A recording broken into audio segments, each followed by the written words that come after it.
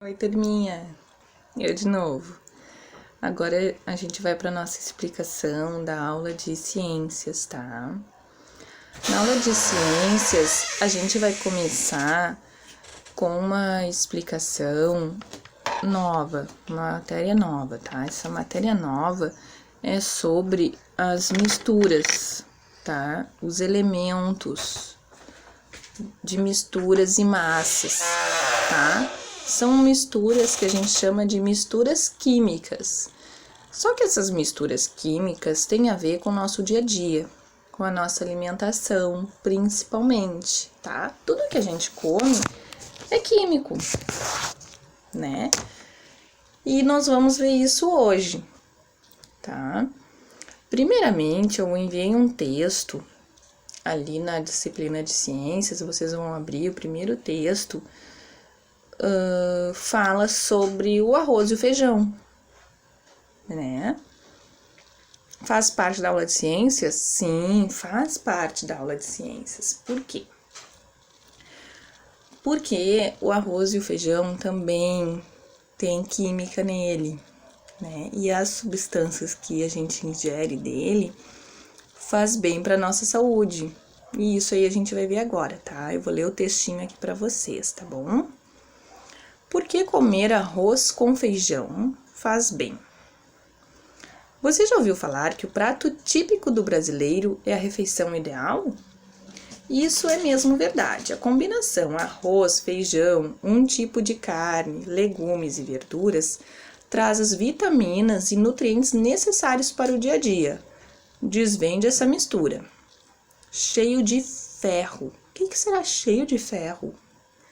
Uma das principais fontes de proteína da culinária brasileira, o feijão, também é rico em vitaminas, fibras e nutrientes. Ele ajuda a evitar a anemia, auxilia na saúde do coração, do cérebro e dos intestinos e ainda diminui o risco de diabetes de colesterol alto. O feijão também tem baixos níveis de gordura e sódio, que, se consumidos em excesso, podem fazer mal ao organismo. Então, o feijão é super vitaminado, né? Até a gente diz assim, tá fraquinho, não tá comendo feijão, né? Por causa disso, tá? Sempre juntos. Companheiro inseparável do feijão, o arroz é rico em carboidratos e nutrientes responsáveis por fornecer a energia ao organismo. Também é cheio de vitaminas e minerais essenciais para manter o funcionamento saudável do corpo. Quando combinado com o feijão, o arroz ele fornece todos os aminoácidos necessários para a construção dos tecidos e manutenção das células. Tá? E esse é o primeiro textinho. Não precisa imprimir, tá? Nem copiar no caderno esse textinho. É só para ler, tá? Daí, depois, tem uma outra imagem ali que eu coloquei. Deixa eu ver se vocês vão conseguir enxergar aqui, ó. Estão vendo essa imagem aqui? Essa imagem aqui, ó, aparece o feijão, o arroz, o leite em pó, o café, suco de fruta em polpa, farinha, achocolatado e água, né? Quais desses alimentos costumamos misturar no nosso dia a dia? Faça agrupamentos. Vamos pensar, que tipo de alimento a gente mistura no dia a dia, né? Tipo, a gente mistura o feijão com arroz, né?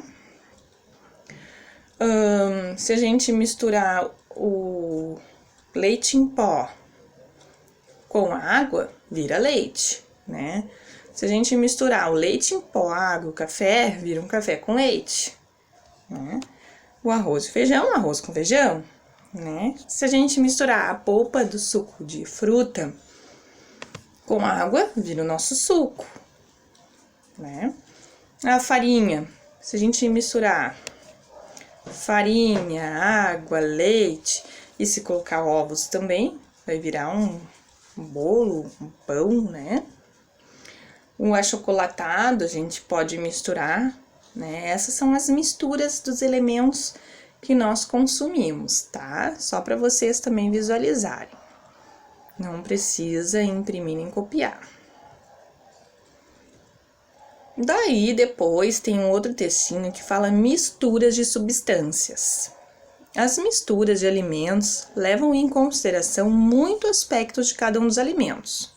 Ao misturarmos alimentos, levamos em consideração a sua textura, o seu estado físico, se conseguem ser dissolvidos ou não, e os sabores, entre outras características. Por exemplo, presta atenção, isso aqui é bem importante. Podemos misturar o leite em pó com água e o feijão com arroz, mas não o leite em pó com arroz, né? Pois o leite em pó não vai se dissolver, né? Ele precisa da água. Então, tem coisas que combinam, tem coisas que não combinam, né? Assim como misturamos alimentos, há misturas na natureza também, tá? Você notou que a água está presente em vários alimentos? Por que será que conseguimos misturar a água com muitos alimentos? Essa aqui eu quero que vocês respondam ali também, tá? Daí essa vocês respondam no caderno, tá bom? Voltando lá nas tarefas. Pois eu peguei um textinho bem interessante que resume, bem resumidinho, toda essa parte das misturas e separação de misturas, tá? Que é o que a gente está estudando. O que esse textinho fala? Misturas e separação de misturas. Em uma de nossas aulas no laboratório de ciências, vimos que praticamente tudo que usamos são substâncias não puras, ou seja, sofreram algum tipo de mistura, tá? Um exemplo simples é o docinho brigadeiro, que precisamos misturar, juntar várias coisas em um mesmo recipiente para chegar ao resultado do doce. Acho que vocês lembram de uma receita que eu mandei do docinho de brigadeiro, né? Vai bastante coisa, a gente precisa misturar bastante coisas para se tornar aquele doce bem gostoso, né? Então, é uma mistura que não é pura, tá? Aprendemos que existem dois tipos de misturas. A homogênea, que é aquela mistura onde não podemos visualizar uma substância separada da outra. Por exemplo, água e sal.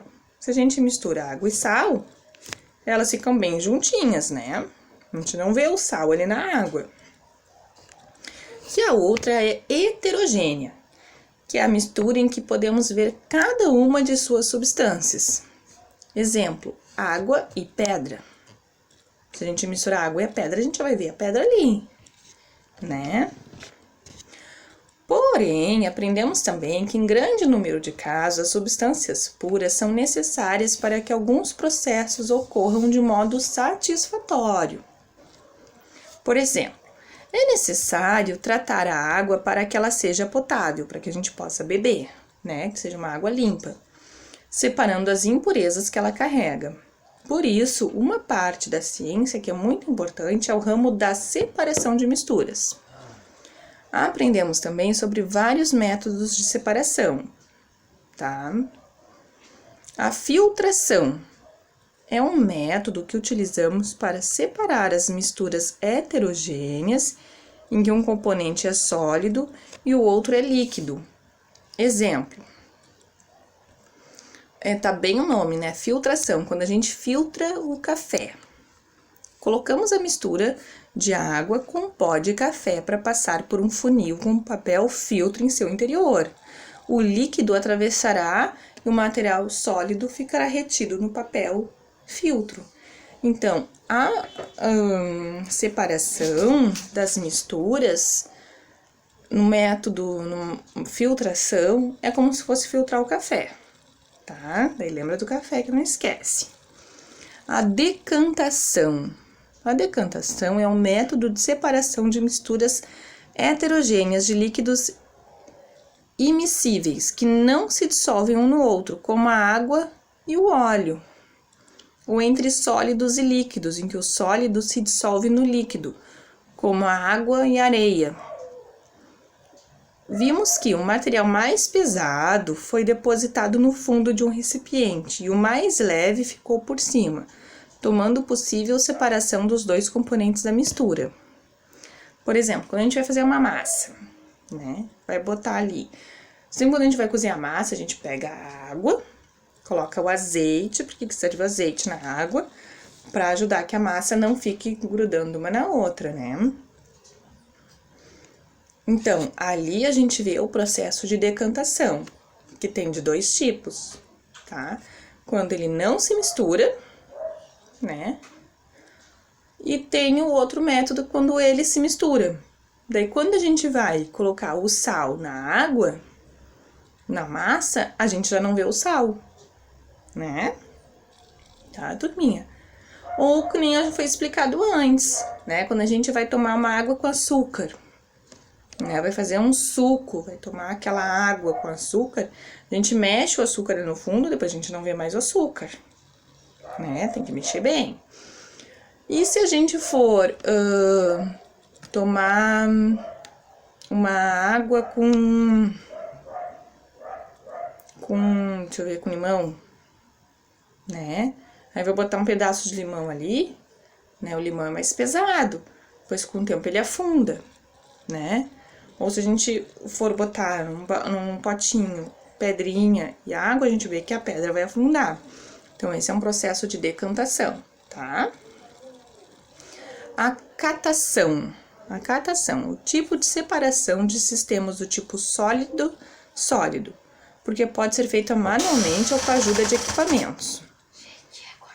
No nosso caso, separamos algumas pedras coloridas por cores e de maneira manual ela pode ser utilizada na separação de grãos bons de feijão, dos carunchos e pedrinhas. Também é muito utilizada na separação dos diferentes tipos de materiais que compõem o lixo, como vidro, metais, borracha, papel e plásticos, para serem destinados a diferentes usinas de reciclagem. Então, assim, a catação, por exemplo, vai pegar um feijão que tu acha ali que não tá muito bom, né? Muito legal, é isso que tá explicando ali. Pega, bota ele num potinho com água. O feijão bom, ele tá mais pesadinho, então ele vai afundar. E o que não tá bom, né, carunchado, assim, ele vai subir, tá? E a catação também ela é utilizada na separação do lixo, né? As misturas, quando pega o lixo, mistura tudo, né? Ele não tá separado para reciclagem. Então, o que a gente faz? Faz o processo de catação, né? A gente separa o que é borracha, o que é papel, o que é plástico, né? O que é seco, o que é orgânico, tá? Para ajudar na reciclagem, tá? Tem o peneiramento. Separam-se grãos menores de maiores com o auxílio de uma peneira. Os grãos maiores ficam retidos na peneira e os menores passam pela malha. Exemplo, grãos de feijão, farinha, areia grossa da areia fina, entre outros, tá? A evaporação é o fenômeno aquele da água que evapora. Não sei se vocês já viram isso no terceiro ano, né? Que quando a água ela passa do estado líquido para o estado gasoso, né? A vapor. Quando a gente bota a água para ferver pro chimarrão, ela começa a sair aquele vaporzinho. Quando a gente bota uma panela, cozinhar e aquela tampa